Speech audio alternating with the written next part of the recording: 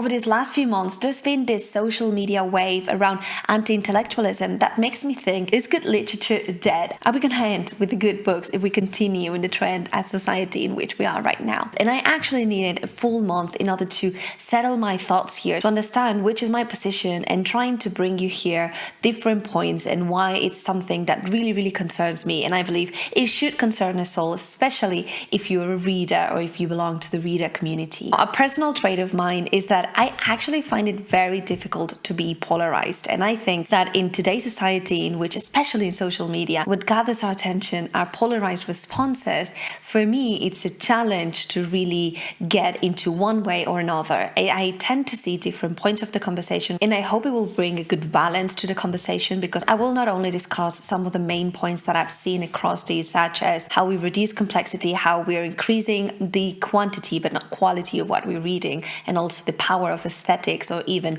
feelings versus critical thinking. But also I would like to display a little bit of those pros and cons here. And although I realized that something similar to what happened with my Sanderson video can happen also here, in which people not necessarily watch the whole video in order to comment, I beg you please to not be offended personally and to watch until the end so that we can get all the points across and hopefully see the discussion as a whole. All of these conversations started around 5 months ago when a very popular booktalker created a video that went viral. And in this video, she just got recommended 6 of Crows as the must read that she needed to do, and she was doing a little bit of an update in that video. And in that video of that, what she said was that there was a lot of words, that the font was very small, that there were very little spaces in the page, and that there was like a lot of descriptions and as well. And she was frustrated due to these. And of course, we can imagine that this creator was not referring necessarily that there were too many words or that there were so many of them for her,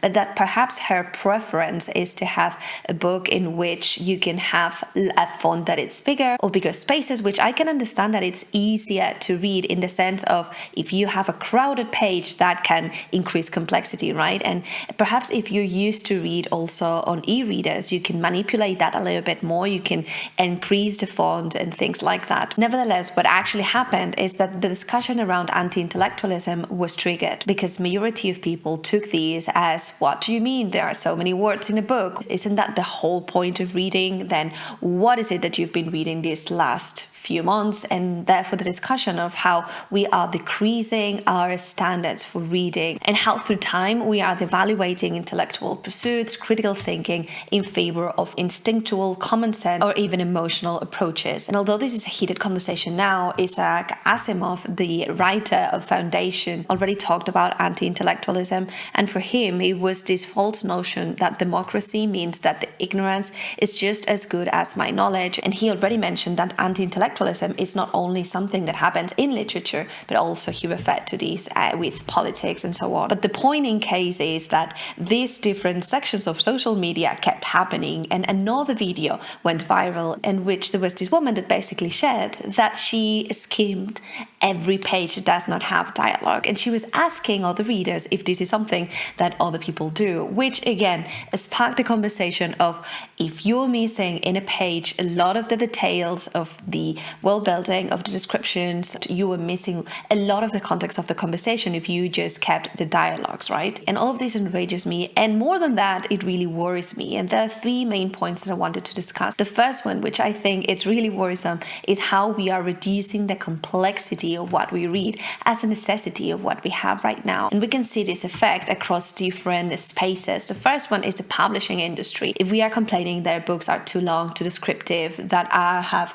too many words, this in essence is already creating these word trails in the publishing industry in order to reduce the content, to simplify it in a way, because that is what sells. And I understand that is a great point of you can make reading accessible to a lot of people, which I think it's fair enough. And I don't necessarily believe that a book is accessible if it is easier. I think there's a lot to be done with the prose and how many books you read and how you read over time, because with reading, as with everything, there's a learning curve over time, right? We need to enhance those muscles in order to keep reading increasingly complex themes. But regardless, if already publishing longer books was more expensive because you need more paper, shipping is more expensive, and all in all it increases the prices, plus people is not seeking that that, then what we will have is stories that are over time simpler or shorter. And I don't necessarily think this is unsolvable, because shorter books are not as equal as bad books. And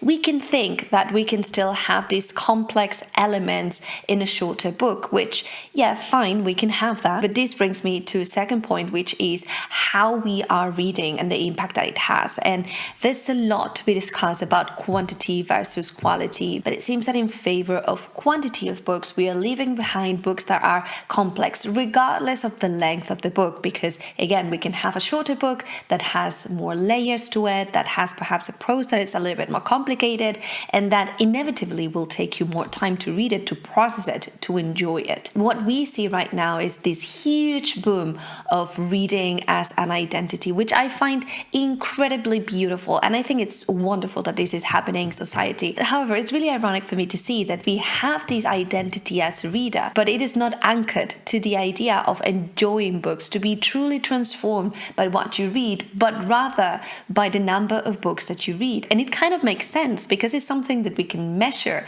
and things that we can measure are easier to understand. You don't need to explain that you read like 5 life-changing books this year, because what does life-changing mean? Perhaps you don't even want to get into the details of why a book changed you or why it really deeply resonated with you. Meanwhile, sharing that you read 15, 20, 30, 100, 200 books per year, it's way easier, and it's almost become a mark of identity. And what we are seeing, and this I also felt eventually when I was feeling the pressure of putting content out, was I needed to read shorter or easier books in a way. Otherwise, the time that I spend reading, there's no way I can make it to whatever the amount. And this is such a profound topic that not only reflects how the trends of reading are changing, but also how we are changing. And this is, I guess, the result not just of reading, but how we are as a society, and how our attention spans have decreased over time. In the 2000s, we had an attention span that was averaging 12 seconds, and in 2015 it was of around 8.3 seconds, which is a little bit lower than a golden fish, which is incredible and of course clickbaity. But the point is that since social media has become a day-to-day thing for us, there are these different scattered attention patterns that have emerged, in which we are more able to manage different stimuli, and we do so more successfully. But keeping our attention focused in just one thing for longer periods of time is becoming more and more difficult. And this brings me to a conversation that I had yesterday with a friend. We were having lunch and we were discussing this theme for the video that I was preparing. We were also talking about classics. He mentioned that he read The Count of Monte Cristo when he was 14, and that it was one of his favorite books. And I was surprised, because I believe it's quite a dense and complex book. And he was like, yeah, I think it is. I don't believe I will be able to read it now as I did back then, because right now I don't believe I have the ability to remain as engaged reading as I was before. And I think to extent that's actually true. We've changed so much since we were younger. In our case, we're 35, so that's like 15 years ago. Social media wasn't as active as it is right now. Like, we were just starting to have different stuff, I guess. And I mentioned that I'd read Dracula back at the same age, and that I really enjoyed it, that I had no trouble reading it, and it was an utter delight. And we were reflecting on how right now we can read those books. Of course we can, but the effort that it takes are a little bit higher, because we are trained to manage different stimuli in a better way. But our attention span is slightly decreasing over time. And all of these is nested together. But what concerns me is that instead of acknowledging and being aware that this is happening to us as a society, and trying to train our skills or our focus ability to keep reading, to maintain that focus for longer periods of time, what we are doing in a way is decreasing and adjusting our environment in order to adjust it to what we are right now. We see how teachers are complaining that they need to do shorter classes, that students are not coping as well as they were doing before with assignments that are longer than 30 pages. Chapters in books are becoming shorter, and this is even reflected in how we create content and how we review it,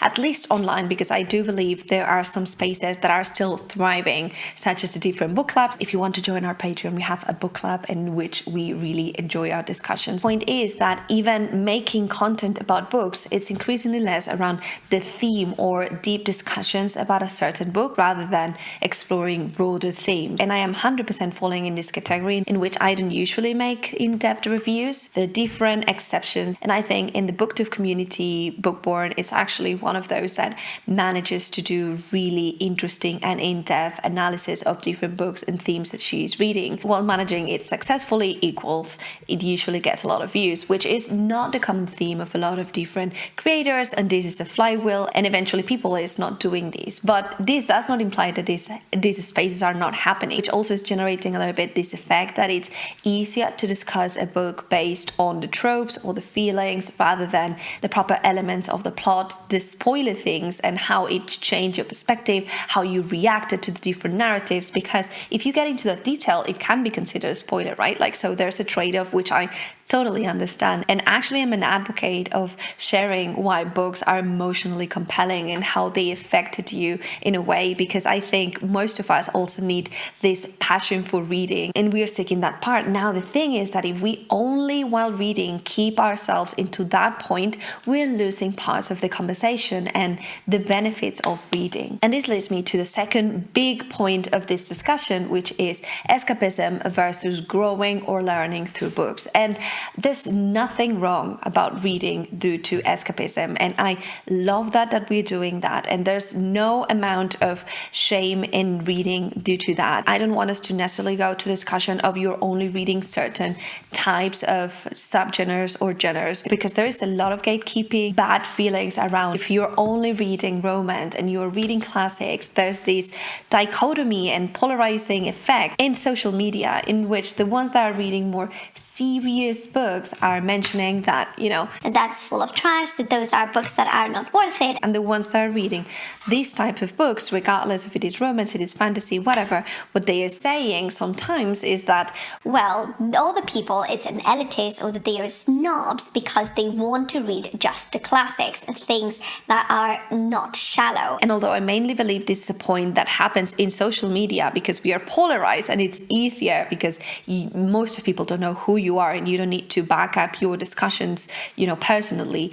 It has happened to me also in real life, in like day to day, in which people has asked me when I'm gonna start reading serious or real literature, and I will keep away fantasy because it's only considered as escapism. And before getting into the challenges of anti-intellectualism in this point, I hope you allow me to use my neuroscience degree for a little while here, because reading on itself has a good effect on your brain. It has been proven that reading in itself has benefits that are cognitive, such as improving the critical thinking, language comprehension. There's also trained to your focus, which will allow you to maintain focus for longer. There's also emotional trait, because reading has also been proved as a great stress relief, because it not only allows us to separate ourselves from our problems because we are reading something else and things about other people, but also it's an action that actively requires our brain to engage in something. So it allows us to personalize our problems while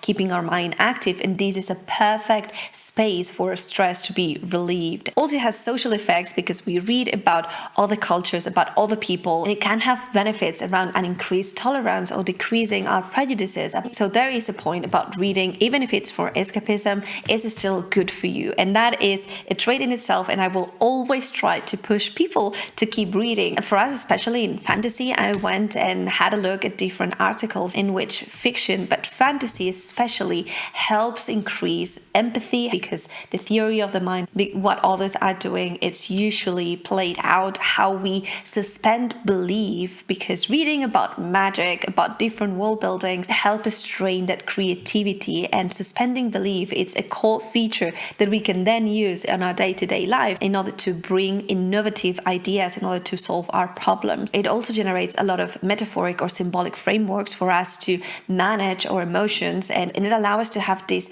radical distance to what we're reading, because it's a fiction, all the world completely, while allowing us to explore these deep themes that are multiple times very emotional, if not like Robin Hobb, Emma Wang, sort of Kagan, like you feel for them, and all of these does not come for free. So for me, it's less about escapism and more about how are you reading and how you're approaching your books. You need to have a certain level of focus, of engaging in deep read, which usually takes around 15 to 25 minutes in order to be activated. You need to try to comprehend what is happening, to get into the mindset of our characters, to predict the future, what is going to happen. If you are if you are left only with the dialogues, the result is that yes, you're reading, but you are not reading, you are not benefiting from these. This is such a shame, because reading has been proved to generate this cognitive reserve for us in the futures. And it's not about reading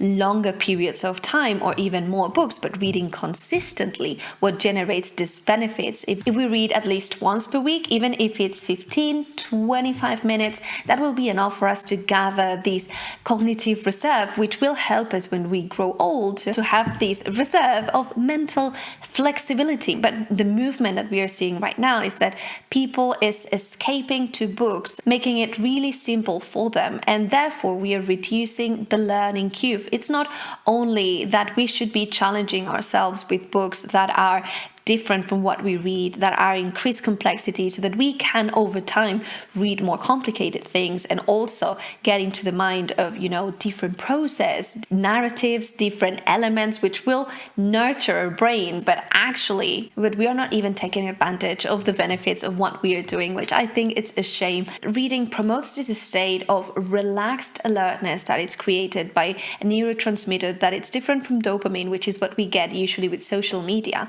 And what we have here is this counterbalance point that we can have in order to be a more balanced human beings. So if you're here, regardless of what you read and why you read it, try to create a little bit of variety. And that's why it's also very worrisome for me, because if we go to the first point of the video, if what we do is praise and get books that are very simple, that are all the same formula, what we are doing, it's really not training ourselves in all of these skills that we are doing. So we are actively trying to engage in something, but we are not getting the same benefits as we had. And the last point of this discussion is how the aesthetics or the feelings, how you look while reading and how is it sold has a bigger impact than the critical thinking or how we discuss the plot or the actual elements that book creates in you. And we're seeing right now how books are sold and pitched mainly due to the different tropes that it has, to the point in which people are seeking